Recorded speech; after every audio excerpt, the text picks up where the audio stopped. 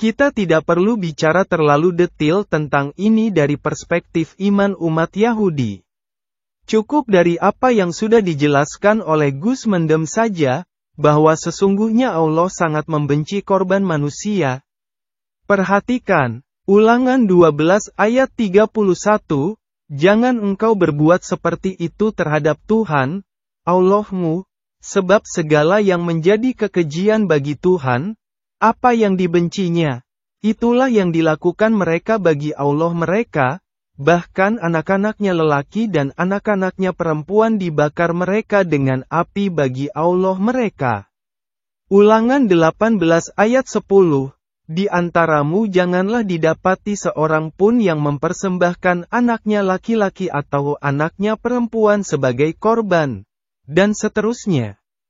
Ulangan 18 ayat 12 sebab setiap orang yang melakukan hal-hal ini adalah kekejian bagi Tuhan, dan oleh karena kekejian-kekejian inilah Tuhan, Allahmu, menghalau mereka dari hadapanmu. Jadi, sekalipun Allah memerintah bangsa Israel untuk tetap melaksanakan kurban bakaran dan kurban sembelihan, namun ayat-ayat di atas cukup jelas menunjukkan betapa Allah sangat membenci praktek barbar manusia yang mengorbankan manusia sebagai persembahan atau penebus dosa, terlepas apakah itu kepada Tuhan, kepada dewa, atau kepada iblis sekalipun. Bukan hanya benci, Allah juga tidak menunda-nunda waktu untuk melenyapkan kaum ini dari hadapan kita dengan caranya sendiri. Baca lagi seluruh perikop Ulangan 12. Tentang konsekuensi kebencian Allah terhadap kurban manusia ini, maka seperti tercatat dalam kitab Musa, dia memberi contoh melalui kisah keluarga Abraham, tatkala Allah menguji Abraham dengan perintah agar menyembelih putra yang sangat dikasihinya sebagai kurban. Kita sama-sama tahu bahwa karena kepatuhannya kepada Allah, maka dengan sangat berat hati Abraham pun melaksanakan perintah tersebut. Tapi pada detik-detik terakhir, ingat ini, ternyata Allah menukar putra Abraham dengan seekor domba. Kenapa? Karena pelajaran dari peristiwa ini bukan tentang apa atau siapa yang dikurbankan, tapi terpusat pada teladan yang dicontohkan oleh Abraham tentang kepatuhan seorang hamba kepada Tuhannya. Peristiwa ini juga sekaligus sebagai bukti bahwa Allah tidak sudi menerima kurban manusia. Ya, Allah menguji kepatuhan Abraham dengan memberinya ujian yang luar biasa berat bagi seorang ayah yang selama hampir 1 abad lamanya memohon kepada Allah untuk diberi anak. Namun setelah pada akhirnya doanya dikabulkan dan sang anak lahir, justru kemudian Allah memintanya untuk dikurbankan. Bayangkanlah, betapa beratnya ujian itu andai kata kita adalah Abraham. Oleh karena itu, jika Allah telah demikian tegas menyatakan kebenciannya terhadap kurban manusia, bagaimana mungkin justru dia sendiri mengorbankan anak tunggal yang dikasihinya sebagai kurban penebus dosa asal seluruh umat manusia? Dogma gereja akan memberikan dalih bahwa anak manusia bernama Yesus yang dikurbankan itu bukan manusia.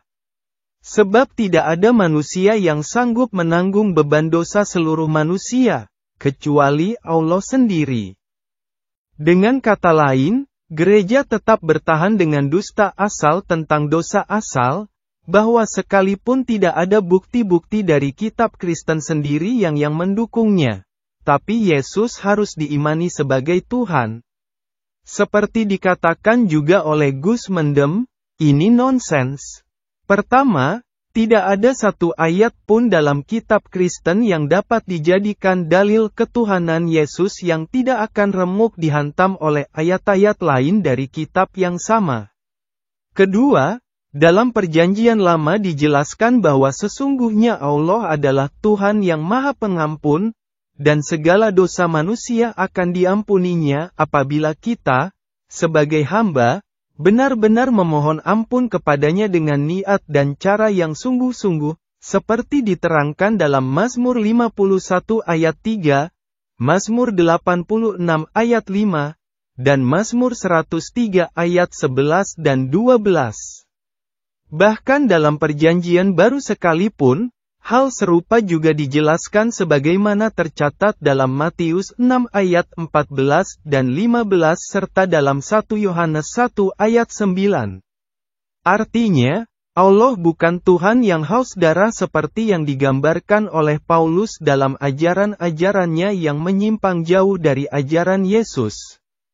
Dan di atas semua itu, sesungguhnya tidak pernah ada yang disebut-sebut sebagai dosa asal, dan karenanya tentu saja tidak pernah ada pula ritual yang disebut-sebut sebagai penebusan dosa di tiang salib. Itu sebabnya kenapa dalam kitab Kristen sendiri tidak ada satu pun catatan tentang seluruh nabi dan rasul Allah yang pernah mengajarkan doktrin nyeleneh ini. Bahkan Yesus sendiri tidak pernah tahu apa itu dosa asal atau dosa waris dari Adam. Kalian mau bukti? Buka 1 Yohanes 4 ayat 1, dan ujilah iman kalian sendiri. Baca seluruh isi Bible terjemah Indonesia milik masing-masing dan carilah, di mana dapat ditemukan jawaban untuk pertanyaan mudah berikut ini. 1. Kapan dan tertulis di mana Yesus pernah menyebut nama Adam? 2. Kapan dan tertulis di mana Yesus pernah mengajarkan tentang dosa asal atau dosa waris? 3. Kapan dan tertulis di mana Yesus pernah menyatakan bahwa Dia dilahirkan untuk menebus dosa yang diwariskan oleh Adam? Jika ada, maka iman kalian benar. Sebab itu berarti Yesus memang mengenal Adam dan mengerti bahwa kelahirannya adalah untuk mati konyol menjadi tumbal, sekaligus sebagai manusia terkutuk yang mati tergantung di tiang salib. Tapi jika tidak ada, maka apa yang kami jelaskan di sini benar, sedangkan iman kalian salah. Sederhana saja, salam bagi umat yang mengikuti petunjuk.